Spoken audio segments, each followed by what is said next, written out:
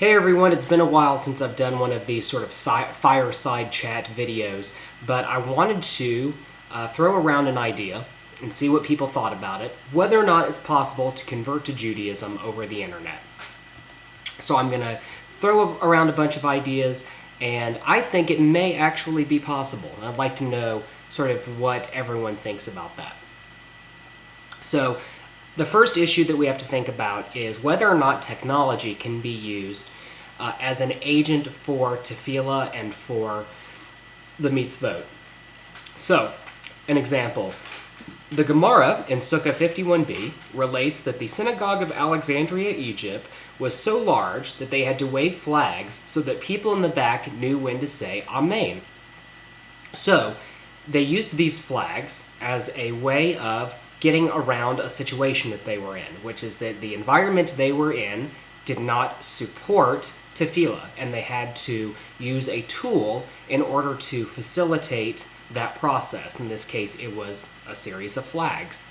So I think that that immediately sets up a right to be able to use technology in a way within halakhic guidelines to support the mitzvot. The next question would be, okay, if it's all right to use technology in some way, to what degree can we use it? Now, in the circumstance of the internet, there is this sort of impersonal nature to it. Right now, you're watching this video. It's not live, it's recorded. When we have our one shul community praying in classes, that's done live, but it's done via webcam and people using their laptops and things like that. So you could say that that's a separation and that that's not the same as being in the same room and participating in ritual life that way. Well, something to think about. According to this interesting piece of text, Mipnei Harav, Rav Soloveitchik, I hope I pronounced that correct, even if one is in another room, he may still have the advantage of tefillah be'zibur, just as he may respond to devarim shebekudashah.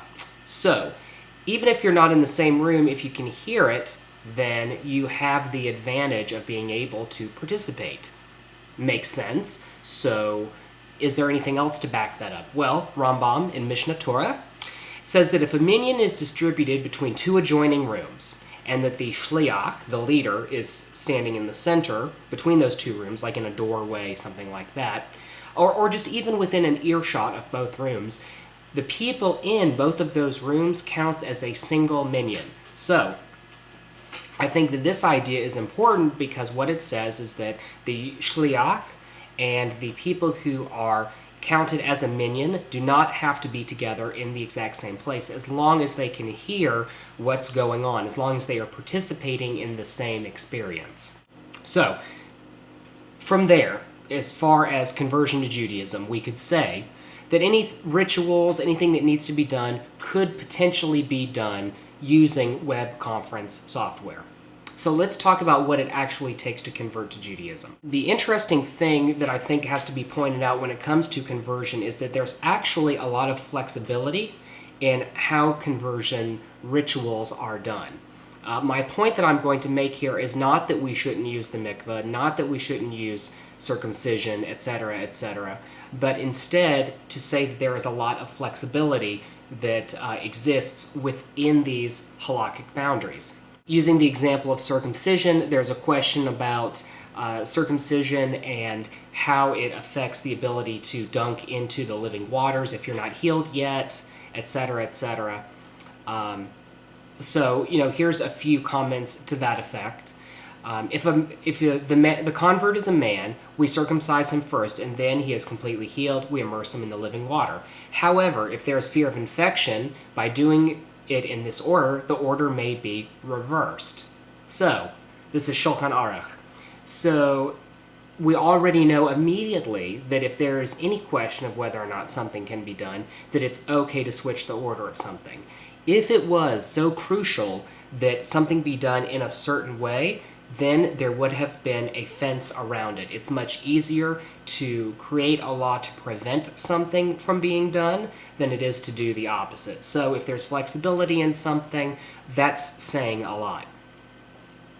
If a male convert is already circumcised prior to his conversion, according to the ruling of Shammai, a ritual letting of blood, a hatafat dam brit, a tiny incision can be performed, and according to Hillel, no bloodletting is necessary. So this is interesting. So there's two different rulings here. You have Shammai's ruling and you have Hillel's ruling. Generally, we go with Hillel, but in this case, Shammai is who we went with. And in case you're curious where this comes from, this is Babylonian Talmud, Shabbat, and Geram. If he has damaged or severed penis, the requirement of circumcision for a male convert is waived altogether, and he requires only immersion. That's Shulchan Aruch. A male convert who has been immersed but not circumcised, or circumcised but not immersed, is a convert. So, a point there, even more flexibility. Here's another piece of flexibility that's interesting. A tribunal of acceptance, so a bet din, should be composed of 3 Jews that have learned the laws of conversion. If there are only 2, the conversion is still valid. After the fact, however, even a single witness is acceptable. So, this idea of 3, maybe it's 2, well actually it's only 1. So, very, very important there. Again, as I said before, more flexibility. So, in terms of the immersion in the living water, how could you make that work? I think that obviously a webcam is the simplest solution to that. You have Skype, you have web conferencing software, you have webcams, microphones, all of this is possible. It creates the live experience that is required, which we talked about with Rav Friedman and Mishnah Torah, the idea that things have to be done in a live way.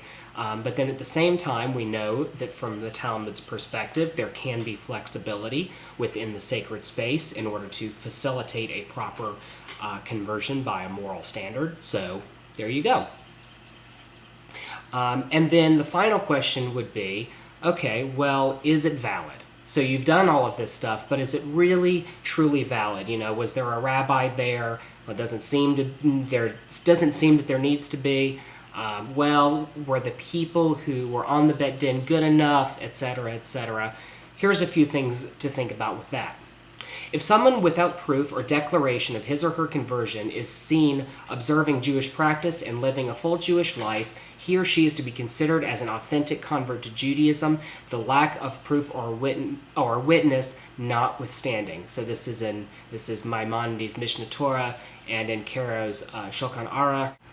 If someone converts before a tribunal of Jews who are not qualified to perform the conversion after the fact, the conversion is still valid. The same applies to someone who is not questioned about his or her convictions or motives by the tribunal, and it turns out that the convert converted for ulterior motives, or to someone who was not taught the essentials of Judaism. So, you know, there's so much flexibility here that we don't talk about and that we don't know about, but it seems to be there. And I would make the argument that if we are able to use technology in the service of Halakha, and if we are able to have flexibility when it comes to how we convert people, and if we know that the actual requirements for conversion are not that strict, then there really shouldn't be any reason to not use the internet to convert to Judaism. But I would like to know your opinion. Send an email, patrick@punktorah.org. Let me know what you think about all of this, and feel free to send me as much hate mail as you want. I get it every day.